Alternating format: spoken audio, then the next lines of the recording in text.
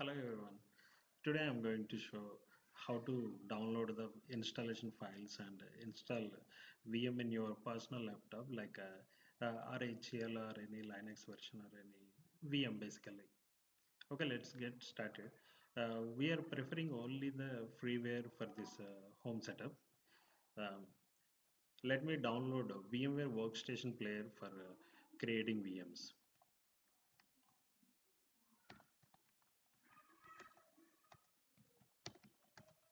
Okay, it is a VMware workstation player we are downloading, and it comes in two versions. One is download for free, or another is workstation pro.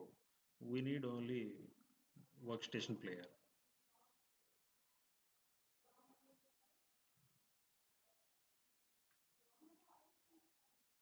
and here you have latest version, and this don't require any VMware login credentials. Go to the downloads, and you see the subversion, and download option is here. Download now. You can download. I have already downloaded it, so just I am showing you how it is. Same way we need to download Red Hat Linux. RHEL have the free version, enterprise version we have the free one for practice home purpose only. You need to create login credentials for this, and in the developers redhat.com you need to create. Once you create, come to the build options, and here we have develop on Linux. This allow you to download the ISO file. Start building Red Hat, and here download. And now you see here you will see all the versions, basically like beta versions and stable release also you can see. 9.0 is a beta and 8.6 is a beta, and so on. If you want older versions also, you can search and find it. Right now, I'm going to use 7.9. It is required for me for my practice, so I have downloaded it. Okay. Once you download it, open VMware Workstation.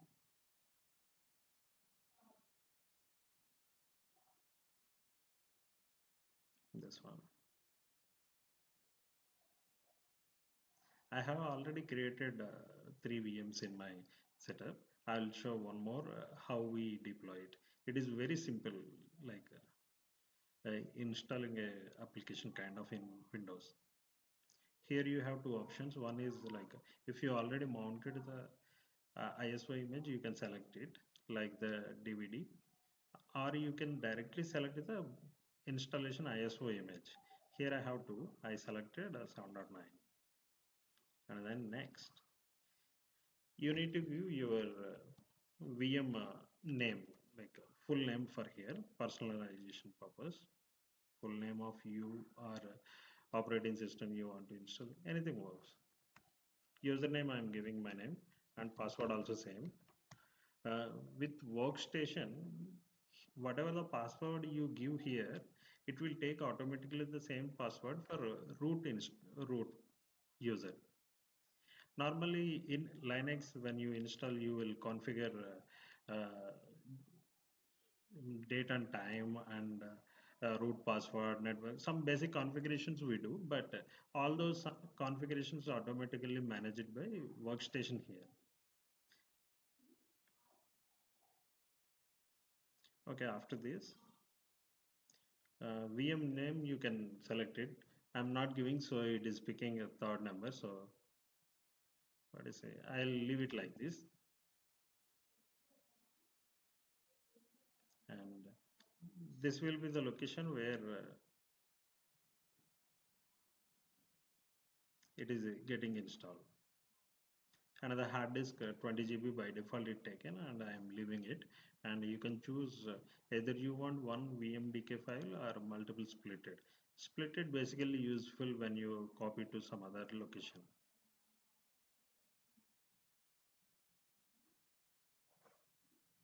Okay, Now this is the summary. By default, it took 2 GB RAM, and I allowed it.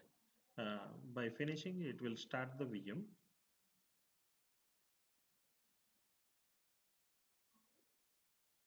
Okay, and I have tried VirtualBox, Oracle VirtualBox, and the main difference I see is here with VMware Workstation. The mouse cursor is movement is very easy. You don't need to do anything like no shortcuts, nothing. Directly, it is manageable. But in VirtualBox, it is very difficult to manage your mouse cursor. Like you will be confused and see where it is. Like some confusion will be there. That is my personal experience. So I preferred this workstation from VMware. And performance-wise, what I heard is both are almost same. So always better to go for the easy one. How you can use it.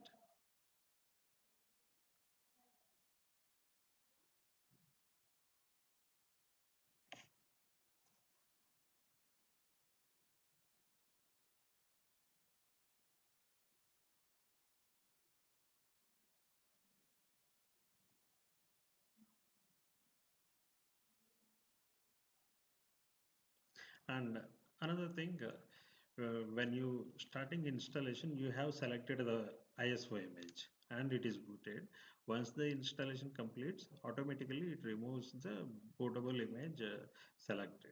So you no need to worry. Like after installation, it will reboot and it will un detach the ISO image. So you no need to do anything with the ISO.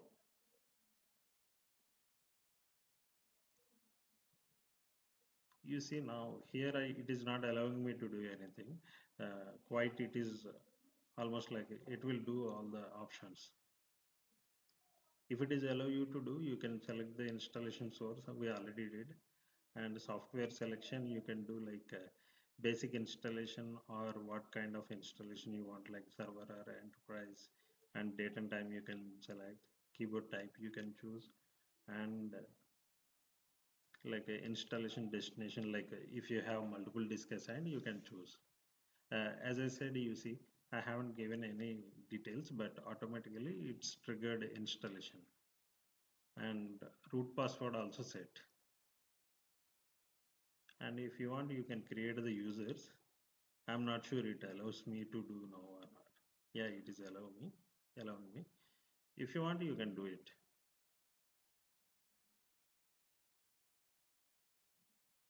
If you do now, what it do in the end, after the installation, it will check the whatever the users you created, and it adds to the system.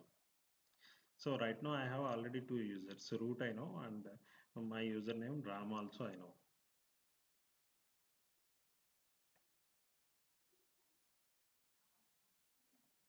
And this installation part will go around more than 30 minutes. And so what I do, I will show after installation. I just installed other VMs just few minutes before.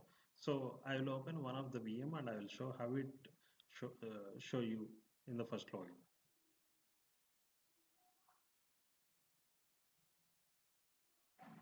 And remember, this VMs are deployed under VMware Workstation application. This one. If you open it and click on any VM, it will be inside to that VM. You need to again reopen this application again to open one more VM. In that way, if I want to open all the four VMs, I need to open this application four times. And there is no background run of these applications. If I close, it will be suspended or powered off.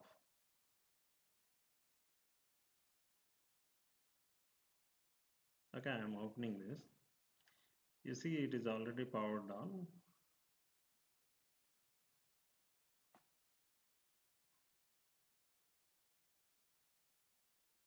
Okay,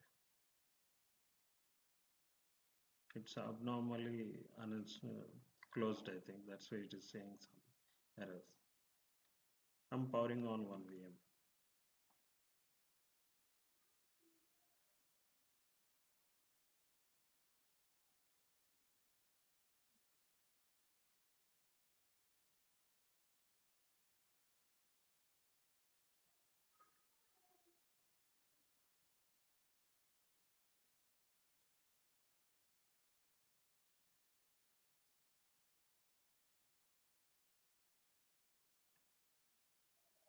It is quite easy, like since it is a VM installation and it whatever the VMs you install, it all takes in your local laptop itself. If you want a three VM setup, it will use all the resource in your laptop. So it is a basic recommendation, like go with the basic installation and simple package. Like the OS I selected is not a GUI one, so it will be supported in CLI. So the OS itself installed in a minimal space and minimal resource requirement, so that I can use multiple copies of VMs parallel setup.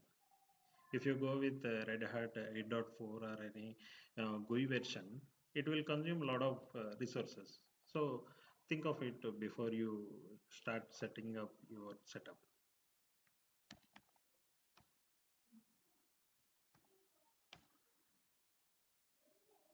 Okay, I have logged in. Okay, here you see the operating system, and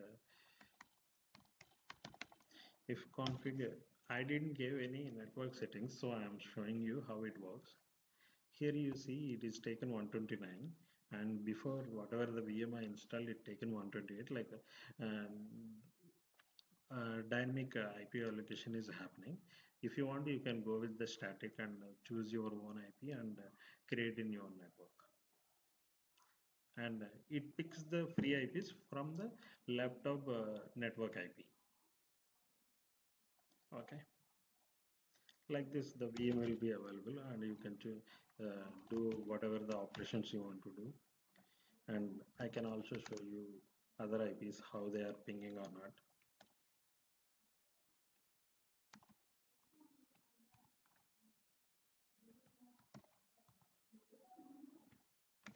If you are looking for a very basic setup of a few VMs and configure with some applications and work, it is quite easy, and you don't need to worry with much of network settings and all.